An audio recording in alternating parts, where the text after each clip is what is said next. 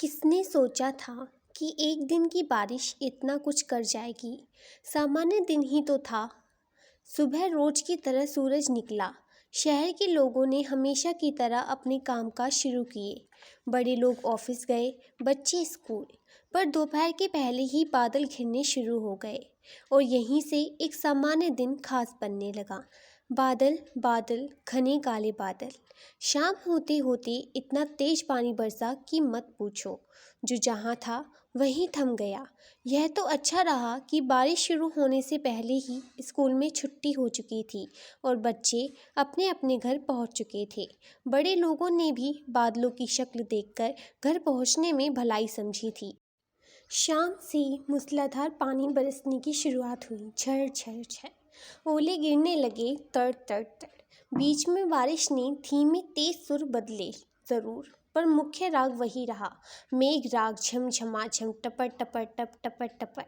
बिना मौसम की इस अचानक बारिश से शहर की सड़कों पर पानी भर गया। इधर उधर पेड़ टूटकर गिर गए, यातायात ठप सा हो गया। ऑफिस से आते वक्त समय शहर का बुरा हाल देखकर मम्मी पापा मन ही मन डरे कि बच्चे कल सुबह स्कूल कैसे जा सकेंगे। पर खुशी की बात थी कि अगले दिन रविवार था और स्कूल की छुट्टी थी। छोटे छोटे बच्चे अपनी अपनी मम्मी के साथ निश्चिंत होकर सो गए कि अगली सुबह जल्दी नहीं उठना है। घर में पानी न भर जाए, इस चिंता में घर के दरवाजे खिड़कियां बंद करते हुए पापा लोगों ने सोने में देर हो गई। थक गए थे, इसलिए सुबह देर से आँख खुलना स्वाभाविक था। पर सुबह जो कुछ हुआ उसकी तो किसी ने कल्पना ही नहीं की थी। शहर के बीचों बीच बना है चिड़ियाघर। चिड़ियाघर के पश्चिमी सिरे का रखवाला सुबह अपनी कोठरी से बाहर निकला। बारिश अभी थमी नहीं थी, इसलिए छाता लेकर धीमे कदमों से चल रहा था। कहीं कहीं कच्ची जगह पर फिसलन जो थी। अचानक तेज हवा का झोंका आया और छाता उसके हाथ से छूटकर गिर पड़ा। छाता पकड़ने को दौड़ना चाहता था, पर उसका मुंह खुला का खुला रह गया। छाता कहाँ जा रहा है उसे होश न था। वह तो भौचक्का सा चिड़ियाघर की बाहरी दीवार को देख रहा था। 10 फुट ऊंची कंक्रीट की मजबूत दीवार का लगभग 100 मीटर लंबा हिस्सा धराशायी था। बाहर दूर दूर तक का नज़ारा दिख रहा था। अभी 4 बजे तक तो उसने छाता लेकर चक्कर लगाया था, तब दीवार सलामत थी।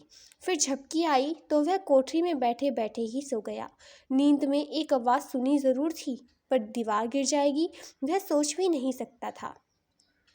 बादलों की गरज और बिजली की कड़क में वह आवाज़ रिलमिल जो गई थी।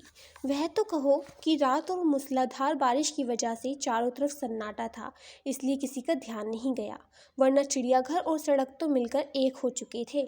दीवार के पास जिन जानवरों के बाड़े थे उन्हें बाहर जाने के लिए खुला रास्ता मिल गया था, इसलिए बाड़ों पर ताले लगे होने के बावजूद वे लापता थे।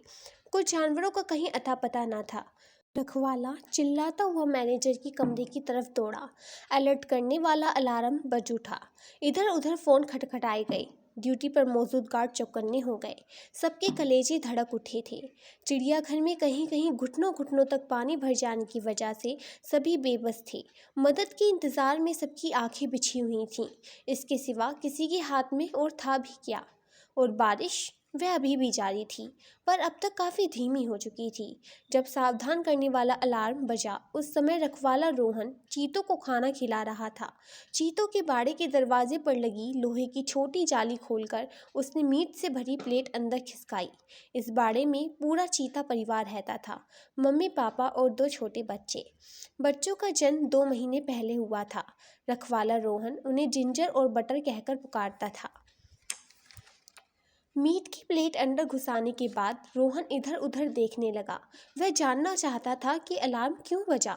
चूंकि टूटी हुई दीवार यहाँ से दूर थी, अतः वह अलार्म का कारण न समझ सका। नीचे झुककर उसने जाली बंद की और वजह जानने के लिए मैनेजर के कमरे की तरफ दौड़ा। वह जान नहीं सका कि जितनी देर उसने अलार्म बजने का कारण जानने के लिए बेचैनी से इधर उधर देखा है, उतनी देर में खुली हुई छोटी जाली से दोनों शीशु चीते अपने पिंजरे से बाहर निकल चुके हैं। अब हुआ यह कि रोहन तो मैनेजर के कमरे की ओर दौड़ा, इधर दोनों नन्हे शैतानों ने टूटी दीवार की राह पकड़ी। किसी बिल्ली के नाप के दोनों चीते कुछ ही पलों में चिड़ियाघर से बाहर थे। यदि आप इस कहानी का दूसरा पार्ट जानना चाहते हैं तो कमेंट में ज़रूर लिखें।